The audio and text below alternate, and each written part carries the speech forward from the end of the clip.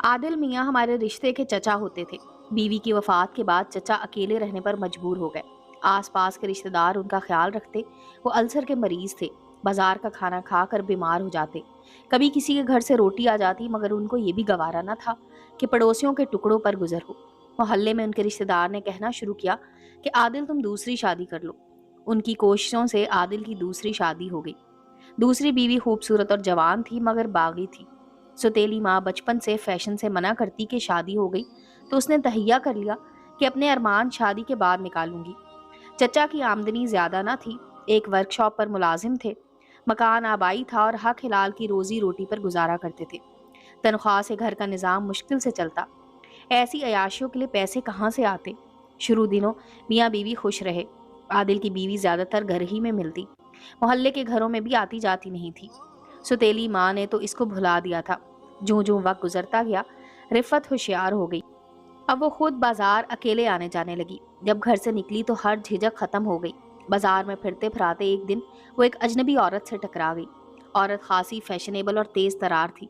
उसने आनन फानन चचा की दुल्हन को सहेली बना लिया और ये इस खातून को घर ले आई।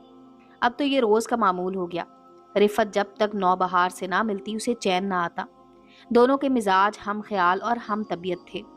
नौबहार और रिफत रोज दोपहर के बाद बाजार को निकल जाती। देखने से नौबहार एक अमीर औरत लगती थी। उसका लिबास उम्दा और तराश खराश दौलतमंदों जैसी थी। मोहल्ले की ख्वातीन इस औरत के लिबास और जेवरात से मुतासिर नजर आती थी। लेकिन किसी की समझ में ये बात ना आती थी कि रिफत का इस अमीर औरत से क्या जोड़ बनता है। जब मुलाकातें ज्यादा होने लगीं तो मोहल्ले वाले नौबहार की आमदोरफ्त पर नजर रखने लगे कि दोनों की दोस्ती में कौन सा राज पोशीदा है। जब आदिल घर आते बीवी का मिजाज न मिलता।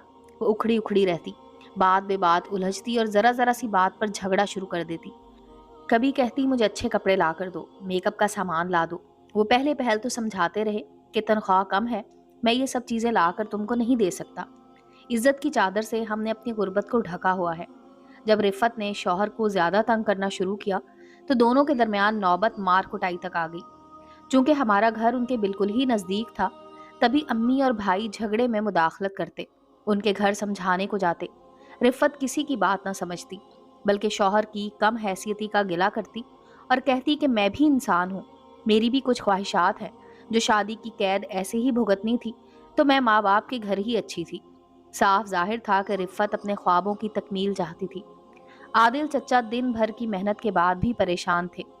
जब घर में कदम रखते बीवी ताना देती कि लोगों की बीवियां ऐश करती हैं, मैं क्यों वैसे नहीं रह सकती।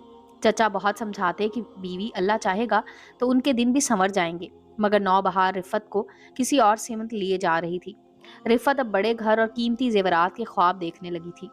नौबहार उसको अमीर बनने के कुछ नए तौर तरीके समझा रही थी, जिसका चचा समेत किसी को इल्म न था। नौबहार दर हकीकत बाजार की औरत थी और रिफत चूंकि खूबसूरत थी, वो इसको भोली भाली जानकर अपने रास्ते चलाना चाह रही थी। उसके मकासद का इल्म तो खुद रिफत को भी नहीं था।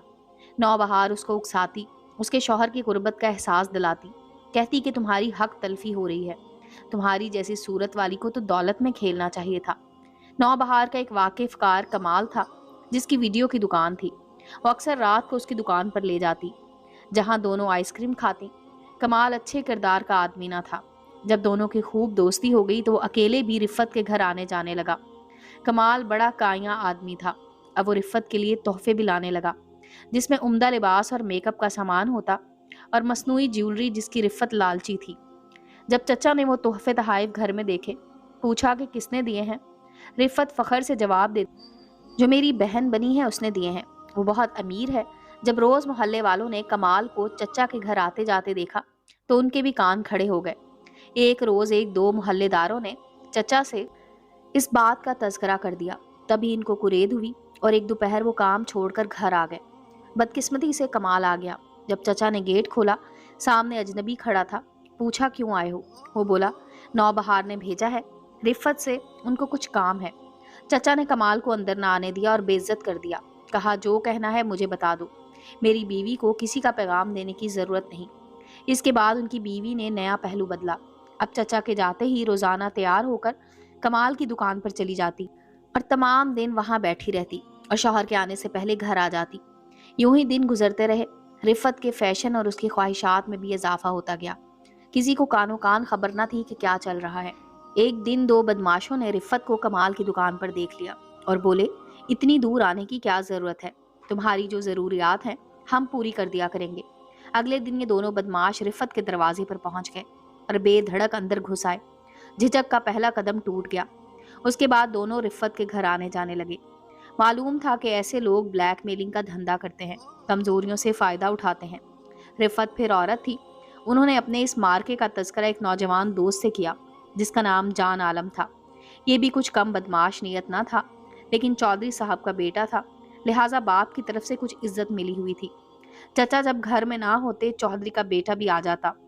یہ تو یکنا شد تین شد ہو گئے۔ رفت گھبرائی۔ تب اس نے اس شرط پر جان عالم سے دوستی کر لی کہ وہ ان بدماشوں سے اس کی جان چھڑوا دے گا جو اس کو بلیک میل کر کے خدا جانے کہاں کہاں لے جانا چاہتے تھے۔ جان عالم بااثر تھا۔ اس نے ان بدماشوں کو روک دیا اس کے گھر نہ آیا کریں۔ یوں چودھری کے بیٹے عالم کی رفت سے گہری دوستی ہو گئی۔ وہ پیسے والا آدمی تھا۔ اس کی گاڑی پر بیٹھ کر رفت تمام شہر کی سیر کرتی، اچھے ہوٹلز کا کھانا کھاتی، شاپنگ کرتی اور بہت خوش رہتی تھی۔ محلے والے سارا معاملہ بھانپ چکے تھے، لیکن انہوں نے اس سرپھرے نوجوان کے منہ لگنا مناسب نہ جانا اور محلے کے ایک بزرگ سے جا کر کہا کہ آپ عادل کو جا کر خبر کر دیں کہ ان کے گھر میں کیا ہو رہا ہے۔ اس بزرگ نے چچا سے کہا، بیٹا گھر کی حفاظت کیا کرو، روزگار میں اس قدر بھی مگن نہ رہو کہ گھر والے آزاد ہو جائیں۔ بزرگ کی بات چچا کی سمجھ میں آ گئی، پھر بھی پوچھ ہی لیا، بزرگوار آپ کیا چاہتے ہیں؟ یہ کہ کبھی کبھی اپنے سیٹ سے چھٹی لے کر دوپہر کو گھر کا چکر لگا لیا کرو۔ ٹھیک ہے بابا جی، میں آ جاؤں گا۔ ایک روز اچانک دوپہر کو عادل چچا گھر آ گئے۔ دیکھا کہ چودھری کا لڑکا ان کے گھر کا دروازہ کھول کر اندر جا رہا ہے۔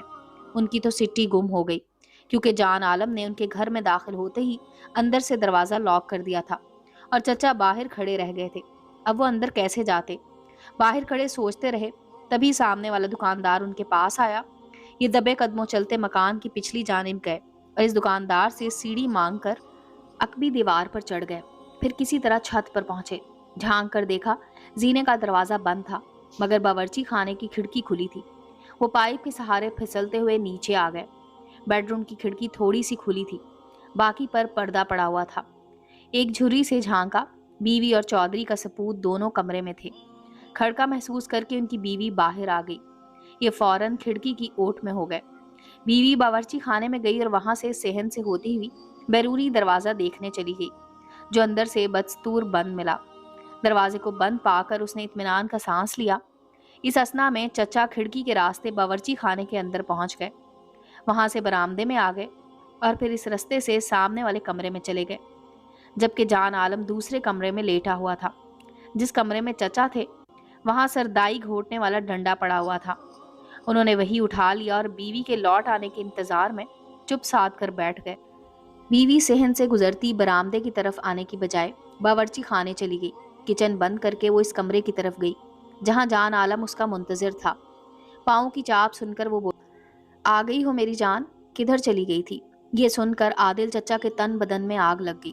وہ دروازے کے پیچھے کھڑے تھے، ان کی بیوی کمرے کے اندر جا چکی تھی۔ جان عالم اوندھے منہ بستر پر لیٹا ہوا تھا۔ چچا اب اور زیادہ برداشت نہ کر سکتے تھے۔ برابر والے کمرے کے دروازے کے پیچھے سے نکل کر وہ بھی ان کے سروں پر پہنچ گئے اور دیوانہ وار ڈنڈے کو ان پر برسانے لگے۔ پہلے 2-3 وار جان عالم کو لگے، کیونکہ وہ اوندھا لیٹا تھا، اس لیے سر پر پڑنے والے وار نہ دیکھ سکا تھا۔ ڈنڈے کی ضرب ایک کے بعد ایک اتنی تیزی سے پڑی کہ اسے سیدھے ہونے کا موقع ہی نہ مل سکا۔ ضرب بھی اس قدر شدید کہ وہ اپنا سر تک نہ اٹھا سکا تھا، جبکہ رفت خوفزدہ بھاگتی ہوئی دروازے سے باہر راہداری میں پہنچ گئی۔ بیوی کو بھاگتے دیکھ کر چچا نے جان عالم کو چھوڑ دیا اور رفت کے پیچھے بھاگے، اسے برآمدے ہی میں جا لیا۔ وہ اس پر بھی ڈنڈے برسانے لگے، یہاں تک کہ ان کے قدموں میں گر گئی۔ وہ چیخنے چلانے لگی کہ مت مارو مجھے، مت مارو، لیکن چچا اپنے ہوش حواس کھو بیٹھے تھے اور دونوں کو جان سے مار کر ہی دم لیا۔ اس کے بعد وہ فوراً تھانے چلے گئے اور خود کو حوالہ پولیس کر دیا۔ پولیس نے لاشوں کو قبضے میں لے لیا، ان کا پوسٹ مارٹم ہوا اور جو قانونی کارروائی ہونا تھی ہوئی۔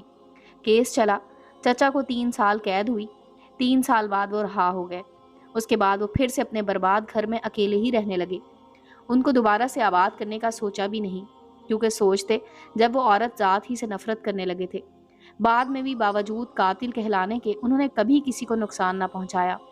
تبھی محلے کے بچے، بوڑھے اور جوان سبھی اب بھی ان کے ساتھ عزت سے پیش آتے تھے اور کوئی ان سے خوف نہیں کھاتا تھا۔ ہم اکثر سوچتے کہ چچا تو اچھے آدمی تھے، نہ جانے پھر کیوں ان کو یہ سزا ملی کہ قاتل کہلائے، اور قتل جیسا گناہ کبیرہ ان سے سرزد ہو گیا۔ اس میں ان کی بھی غلطی ہوگی، لیکن رفت جیسی بیویوں کا بھی دوش ہوتا ہے کہ جو اپنی خواہشات کے پیچھے عزت گنوانے کو بھی برا نہیں سمجھتی۔ ہر عورت کو سوچ سمجھ کر سہیلی بنانا چاہیے، کیونکہ ہر راہ چلتی عورت دوست نہیں ہوتی۔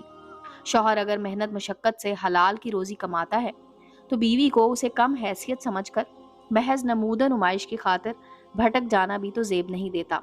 امید ہے دوستو سٹوری اچھی لگی ہوگی۔ چینل کو لائک اور سبسکرائب کریں اور بیل آئیکن کا بٹن دبانا مت بھولیں تاکہ ہر نئے آنے والی سٹوری کا نوٹیفیکیشن آپ کو مل سکے۔ ملتے ہیں اگلی سٹوری کے ساتھ۔